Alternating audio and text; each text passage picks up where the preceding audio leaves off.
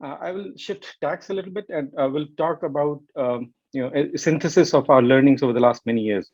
And this is, of course, a work in progress. We keep learning, and we would love to share this next year too, a revised and updated version of how we believe is a more effective way to approach AI initiatives. And just to set the context, we understand, and Gary was speaking about this too, and one of the questions highlighted this, that there's a significant gap between what AI researchers do and what AI practitioners do, right? And like for example, like my own experience as an AI practitioner when I was at Argios and in the early days of Felicity as well, where I would spend 80% of the time just cleaning up data, preparing data. And Gary, gave some specific examples of it, that cleaning that table or making sure that the samples are not mislabeled.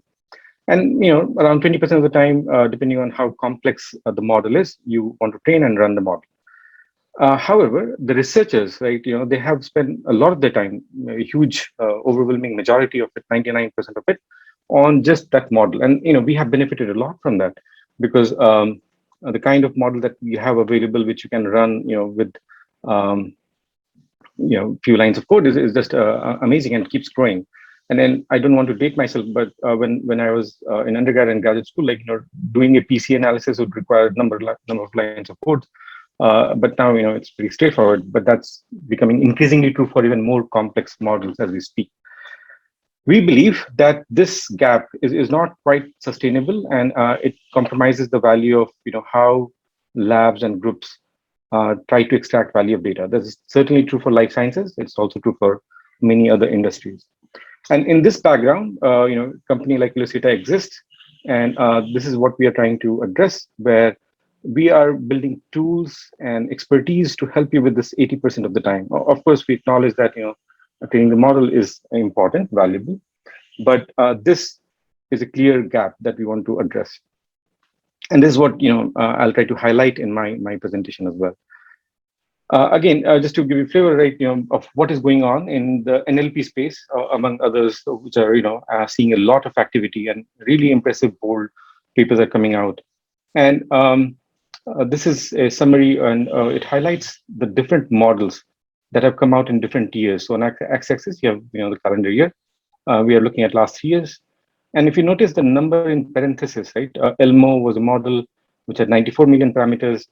And right now, a model that was published, which is a collaboration between NVIDIA and Microsoft and other significantly big organizations, which has 530 billion parameters, right? And in just 3 years, this has grown 5,000 times. And this is like super exciting, right? And we end up benefiting from this a whole lot. But there are a few important points to notice here, right? Very simply, right? And this is a real consequence. Just building this model, a rough estimate, ballpark, estimate of the cost of building this is around $100 million. And a question worth asking is like, how many companies, how many organizations have that kind of resource other than NVIDIA and Microsoft, to invest that kind of money to build such a big parameter trained model? And equally important question is ask, so what? Like, once you have this model, like what does happen?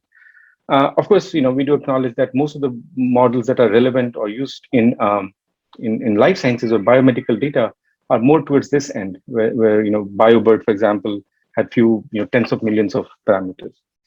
But this is where the field is moving. This is even if life sciences is in this part of the zone, like this is definitely the future that, or the direction that the other spaces NLP at large has taken.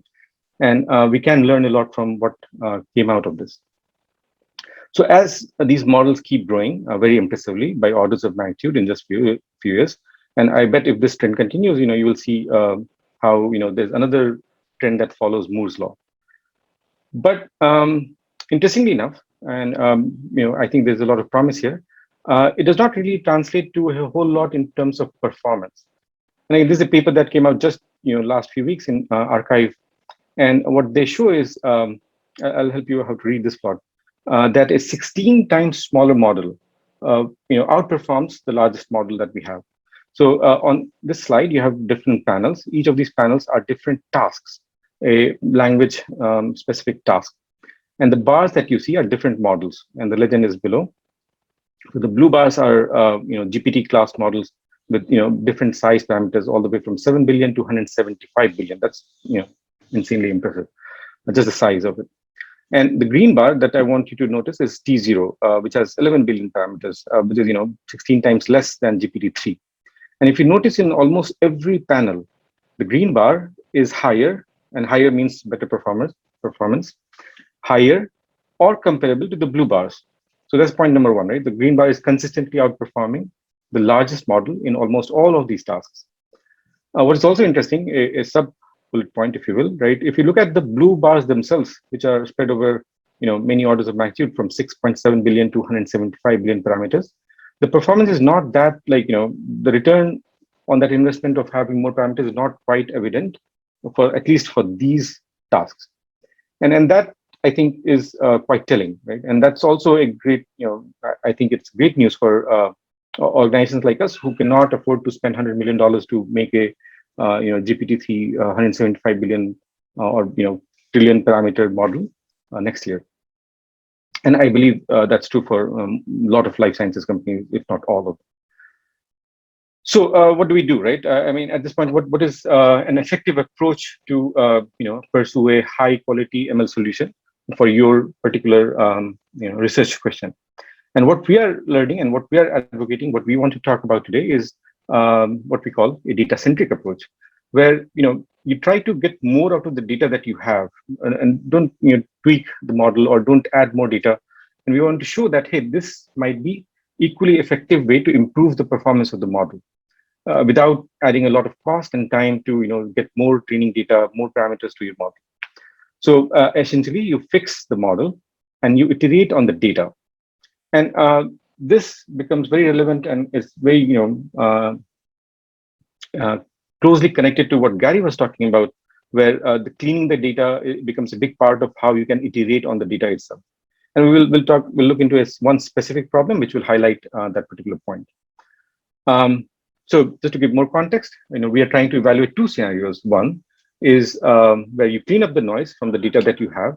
Two, which is rather easy and convenient and perhaps a more obvious direction that you want to take, is to collect more data at the same level of noise that you have done so far. The context in which we are asking these two questions, or exploring these two options, is that we have data from TCGA, from liver hepatocellular carcinoma, HCC. And we have 360 human patient samples. And we did a simulation here. We introduced noise. TCGA is one of more structured repositories. So just to illustrate the point, we did a simulation of sorts. We introduced noise. And what we did was 10% of the samples randomly chosen were incorrectly or inconsistently labeled with respect to survival, disease, age, gender. Okay? And at this point, you can halve the number of samples and see if cleaning the noise of 180 samples leads to a better performance, or growing from 180 to 360 samples, adding another, doubling the training data set leads to improved performance. And both of them are viable options right now, but you have different parameters to think about the cost and the time and all that goes into collecting more data. And here's what we found. Again, these are very preliminary results. We will keep working on this very aggressively. We are working on it, and we'll hopefully put a lot of this in public domain on our archives or peer-reviewed publications. But I just wanted to share something which is very early and drives the point home. So again, this is a very standard plot to evaluate how models perform, and you're seeing two curves here. One which corresponds to the same data set, same model, but has clean data, clean labels. And the other has noisy labels, where we introduce the noise just to do the simulation. And what we are showing is if you want to increase the performance of your model from 67% to 77 or around 75, you have two options. One is you go up in this direction, where you improve the labels, you clean up the data. And second is you keep adding more data to your training samples, more training samples. And what we showed, at least in this preliminary simulation of sorts, is that this was a far effective way to move up in this direction, which is what we call scenario one, or our data-centric approach. So if you clean up the labels, you can get more out of the data that you already have, as opposed to investing time and dollars and to generate more data, which is as controlled and of as high quality as you had so far. And this is the takeaway. This is our lesson. This is what we want to drive home. Now, what we also understand and acknowledge as we learned this, that moving in this green axis is not straightforward, is not trivial. And again, if I refer back to Gary's talk, like he said as to how his team, very competent scientist, PhD level scientist of different background and expertise, spend most of their time just cleaning up the data. So that's where we have focused on over the last couple of years, and we have built our technology to do just that. And here, just to be clear, if I've not been explicit enough yet, cleaning data has one very specific connotation for us, which is harmonizing the metadata. Because you can't really do much about the data quality once the data has been generated, right? If you did not have control, like, too bad, that's what it is. But the metadata annotation, which is also very poorly captured, it's not harmonized, it's not most of the time it's missing, is also one way to improve the quality of the data, and that is what we are focusing on. So there are different pieces to it. Gary referred to this too about his next flow workflows. But again, this to us is a really hard, challenging problem, and also a very important one, which is what we have committed ourselves to: metadata annotation. And this, we argue, is a very convenient and good way to improve the quality of data. And given the pace at which data is generated, and again, Gary's talk was a good illustration of like the volume of data that increasingly labs are thinking of routinely using it to drive their discrete problems. It's not really feasible. It won't cut it to clean up 20 tables or 200 tables or even 2,000 tables. And we believe that this is a direction that we are not coming back from. So this number of data sets, number of tables that you will have access to, that you want to integrate across species, across different kind of omics platform, across clinical data, will keep growing. So we just can't possibly have a solution which cannot scale. And to solve that problem, we built Polybird, which is a NLP model, which is trained on like very modest number of parameters compared to what you saw in my earlier slides. And what we are showing that Polybird allows us definitely to scale the curation. And the way we do this is what we call active learning, which helps and illustrates the point that we have been making, where human curators, expert curators, get weekly annotated data from our models. And the human curators improve that curation, improve that annotation of the metadata, and the model gets better. And the next time around, the human curators get better set of annotations to begin with. And at the end of the day, like as you keep going through these cycles, you have models which can annotate metadata at scale for biomedical data. This is very specifically designed and trained on corpus of biomedical data. And of course, you don't want to compromise the accuracy as you build fast and scalable solutions. And we often, compare the AI NLP models that we have built against a list of tasks, at this point, 4 of them, against human curators. And what we see is that the AI models, at some point after training, perform as well as human curators do, which is, I think, a great outcome for how we want to proceed and attack and approach this problem. So at this point, we have been doing this for quite some time now, around year and a half, and what we have put together a platform of more than 700,000 datasets, dataset that have come from public sources, some that you may be very familiar with, like Geo, TCG, and others. Some that is what we are calling premium data, data that has been generated in a hospital in Texas or Bangalore or Finland government initiative about doing population genomics on their population. Data of very different types. All of that is being made available and curated, cleaned up with the harmonization of metadata to make what we call Omics Atlas. And one of the things that we have seen over and over again, where our users, our customers, would include their proprietary data to see if the observations in that proprietary data can be reinforced, can they learn something new, which often they do, against Omics Atlas. And there's some statistics that we share below, but the idea is that we're building a very scalable solution, and we have the technology to do that, which is performing robustly and scalably over the last many quarters in our hands. And all of this is not an academic side, right? We need to show that, okay, this needs to translate into something very meaningful, something very material. And we are very serious about that. We have deployed our technology in a number of companies, big and small.